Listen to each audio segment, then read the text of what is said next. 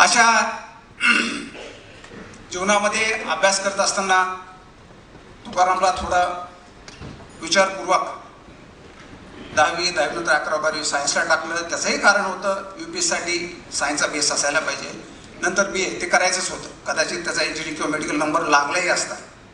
त्याचा ग्रुप काहीतरी 88% होतं, पण लागला असता किंवा नसता लागला. बॉन्डेड कुठेतरी होता, पण आम्ही त्या आज पण भरला नाही, कारण त्या दिशेने जायचंच नव्हतं.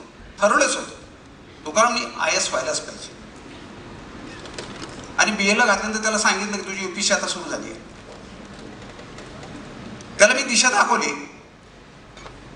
तुम्ही फक्त दिशा दाखवू शकता आणि त्या दिशेचे फायदे तोटे सांगू शकता आणि त्या दिशेनं आणि त्या गतीनं कोणत्या गतीनं चालला म्हणजे केव्हा तुम्ही तिथे पोहोचा हे एवढं सांगू शकता. बाकी त्या व्यक्तीला ठरवायचं असतं चालायचं की पळायचं. त्या व्यक्तीवरती असतं. मी त्याला एवढंच काम केलं. त्याच्यात चढ उतार जे असतात बी प्लान तयार होता. चढ उतार असतात. त्या चढ उतारामध्ये तो प्री पटकन पास झाला. नंतर सेकंड अटेम्प्टला मेन पण पास झाला. इंटरव्ह्यूमध्ये त्याचे त्यावेळेस मार्क्स फार कमी होते. सिलेक्शन काही झालं नाही. स्पर्धा परीक्षेमध्ये हे एक फार वाईट असतं. वाईट हा शब्द कितपत योग्य मला माहीत नाही, पण हा एक संक्रमणाचा काळ असतो. या स्पर्धा परीक्षेमध्ये जे शेवटपर्यंत फाईट करतात तेच यशस्वी होतात.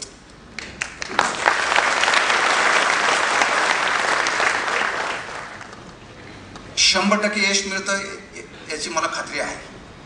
फक्त तुमची दिशा बरोबर पाहिजे आणि पुरेशी मेहनत पाहिजे. बाकी जसं गायकवाड सरांनी सांगितलं की मोटिवेशनल व्हिडिओ फार असतात, त्या चक्करने जाऊ नका. तो व्हिडिओ काय तुम्हाला तुमचा अभ्यास करणार नाही आहे. डीपमध्ये जाऊन अभ्यास करा, यश तुम्हाला मिळेल.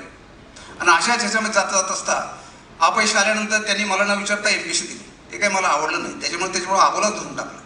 बोलायचंच नाही त्याशी. MPSC त्यांनी दिली आणि फक्त क्लास 2 झाला.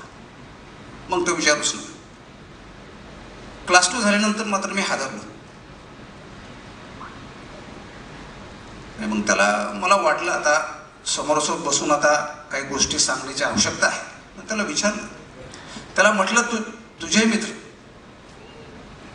काही क्लास 1 अधिकारी झालेले आहेत आणि तू फक्त क्लास 2. तू UPSCची आतापर्यंत तयारी केलीस, तू कमीत कमी MPSC टॉप करायचीस. उस्ताद हा विषय आलेला आहे, पण फार महत्त्वाचा आहे म्हणून सांगतो.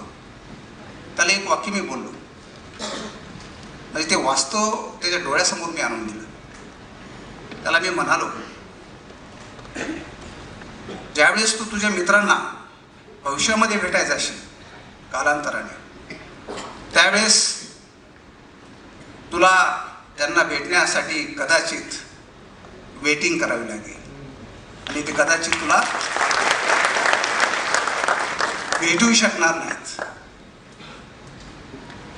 तुला आयुष्यामध्ये इतरांना भेटण्यासाठी प्रतीक्षा करायची की तू एवढं मोठं व्हावंस की जेणेकरून लोक तुला भेटण्यासाठी प्रतीक्षा करतील.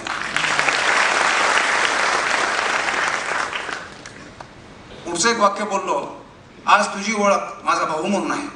त्यावेळेस मी डेप्युटी कलेक्टर होतो. तू असं काही कर की तुझ्यामुळे मी ओळखला जाईल.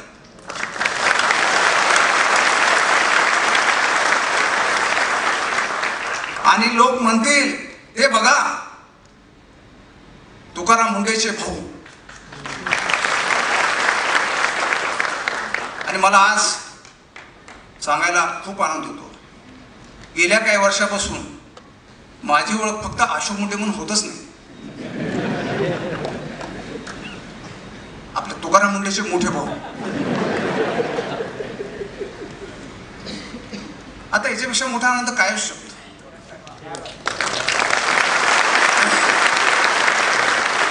जे स्वप्न तुम्ही पाहता आणि तुमच्या डोळ्यात एका ती पूर्ण होतात त्यासारखा आनंद नाही. आता तो IAS झाला आणि सुरुवातीला दे धनाधन मला चिंता वाटायची. आजही वाटतं. ज्यावेळेस चिंता वाटते त्यावेळेस मला शिवछत्रपती शिवाजी महाराज आठवतात.